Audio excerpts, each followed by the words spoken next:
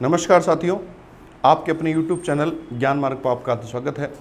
हम लोग बात कर रहे थे राजस्थान में LDC एग्ज़ाम के बारे में, और जब से एग्ज़ाम हुई है तब से कंट्रोवर्सीज़ चालू है, आपको पता है। तो आज हम लोग इस एग्ज़ाम की कंट्रोवर्सी को दरकिनार करते हुए जो LDC की टाइपिंग है उसके बारे में बातचीत करने वाले हैं। तो ये जो वीडियो है, इस वीडियो में हम लोग 3-4 पॉइंट बात करेंगे।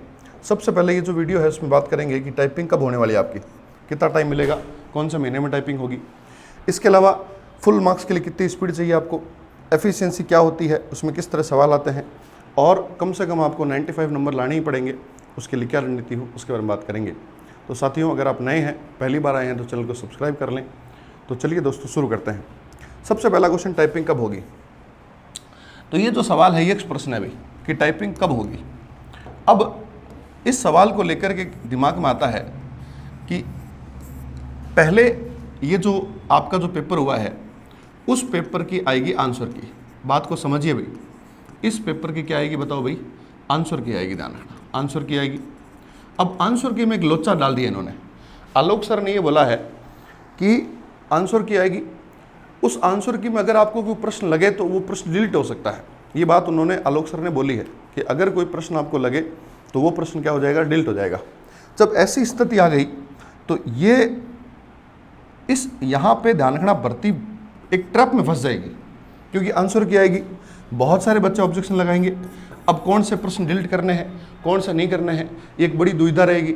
उस स्थिति में क्या हो जाएगा, उस स्थिति में यहाँ पे गड़बड़ हो जाएगी।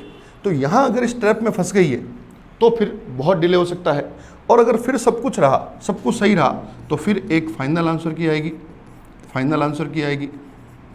और फाइनल आंसर की आने के बाद में ये जो पूरा टाइम रहेगा आंसर की, उसके बाद वापस डिलीट वाला प्रोसेस चलेगा। उस प्रोसेस में लगभग जो है, लगभग मुझे नहीं लगता कि 15-20 दिन से कम का समय कहीं पर भी लगने वाला है भाई।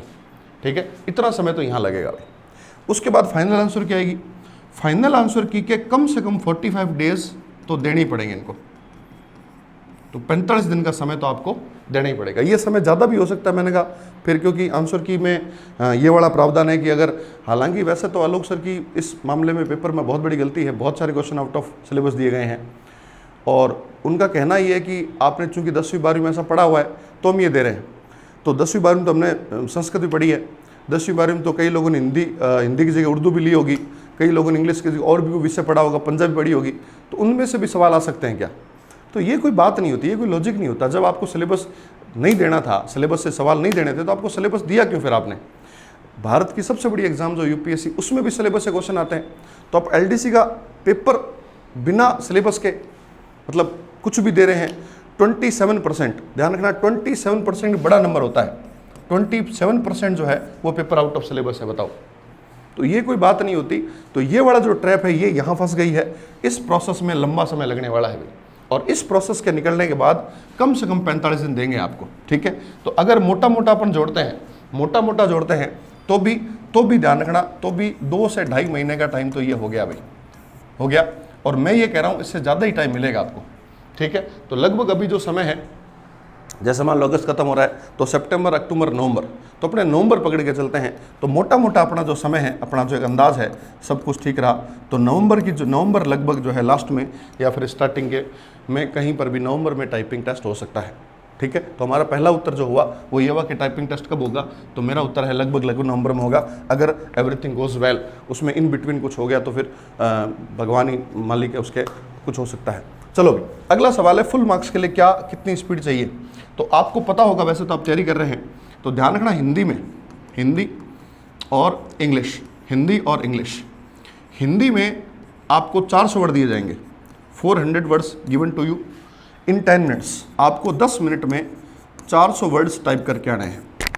ठीक है, इंग्लिश में in the same way 500 word दिए जाएंगे और आपको मिलेंगे 10 मिनट, वो भी बिना किसी एक्यूरेसी, बिना किसी गलती के। मतलब आपकी 100% एक्यूरेसी होनी चाहिए। अगर आपकी 100% एक्यूरेसी नहीं है तो फिर नंबर जो है आपके कम हो जाएंगे। अच्छा, इसमें भी एक रूल आता है। जैसे मान लो आपको लिखना था स्कूल, जैसे आपको फॉर एग्जांपल स्कूल लिखना है और आपने लिखा SC, और H की जगह आपको गलती से मान लो G लिख दिया आपने, और OOL लिख दिया। अब अगर आपने स्पेस यहाँ दबा दिया, if you have entered space दबा दिया आपने, और आप आगे चले गए, तो फिर आप बैक नहीं आ सकते हो। अगर आप मान लीजिए SG लिखा आपने और यहाँ O पे है आप, और अगर आप वापस बैक स्पेस करते हैं, जी की जगह वापस H लिखते हैं, तो वो एलिजिबल है।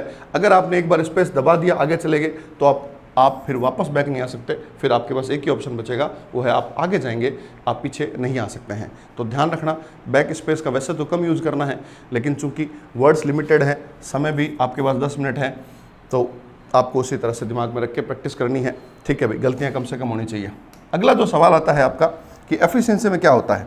एफिशिएंसी में देखो, वैसे तो LDC 2018 की जो भर्ती थी ना, उस भर्ती में तो सिर्फ और सिर्फ है ना, उस भर्ती में तो सिर्फ और सिर्फ MS वर्ड पूछा था।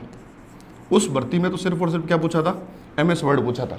ठीक है, अभी नोटिस आने दो, क्या पता वो MS वर्ड पूछ लें केवल, या फिर हो सकता है कि MS एक्सेल भी पूछ लें, वो कुछ भरोसा नहीं है अभी, MS एक्सेल भी पूछा जा सकता है। तो एक बार नोटिफिकेशन आ जाएगा, उसके बाद पता चलेगा कि MS वर्ड पूछा है, एक्सेल पूछा है, कि दोनों एक साथ पूछे हैं। ठीक है, तो पिछली वाले के हिसाब से तो MS वर्ड पूछा ही था। अब इस बार वाले में क्या होता है वो तो समय बताएगा, इनका नोटिफिकेशन जैसे ही आएगा तो अपने को पता चल जाएगा। ये कोई बहुत बड़ी बात नहीं है, ये सिर्फ और सिर्फ 5-7 दिन के काम है। 5-7 दिन के अंदर अपने पूरे में से पूरे इसके नंबर लाए जा सकते हैं। 5-7 दिनों के अंदर आप पूरे में से पूरे इसके नंबर ला सकते हो। कैसे पॉसिबल है? तो कुछ नहीं है, आपने कंप्यूटर पढ़ रखा है, उसमें सिर्फ आपको अप्लाई करना है उसको। जैसे मान लो, जैसे उसमें एक लिखा होगा Ram is a good boy, एक लाइन लिखी होगी, मान लो Ram is a good boy, तो वो क्या बोलेंगे, आप इसको क्या करो, आप इसको बोल्ड करो, आप इसको क्या करो, आप इसको इटैलिक करो, आप इसको क्या करो, इस तरह से आप इसको ना नॉर्मल करो, बोल्ड लिखिए तो नॉर्मल करो। इस तरह के बेसिक सवाल आते हैं। अगर आप 5-7 दिन प्रैक्टिस कर लेंगे, प्रैक्टिकल कर लेंगे, तो आराम से इजीली ये चीज़ें की जा सकती है।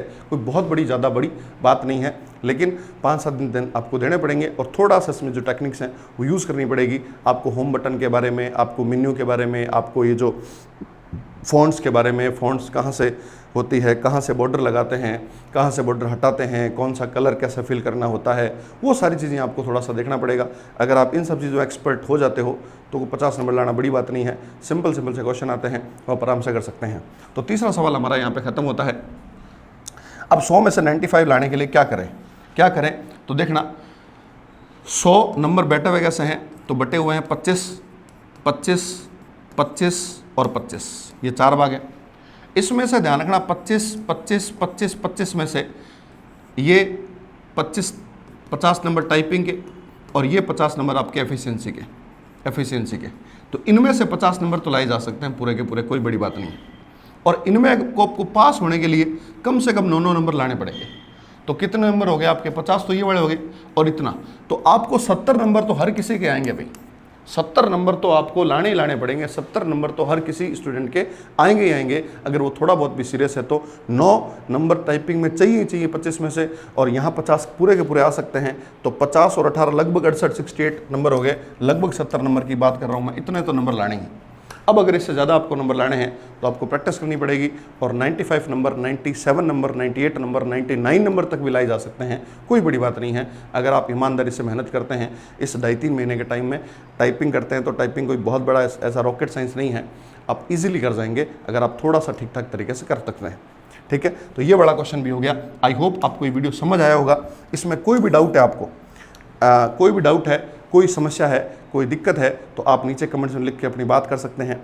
कुछ लोग ये कह रहे हैं कि पेपर आउट होगा, पेपर दोबारा होगा, तो अभी तक तो ऐसा कोई बात है नहीं। ऐसी सब भ्रांतियां हैं, इससे दूर रहें और अपने फोकस पे, अपने जो भी आपका टारगेट उस पर काम करते रहें।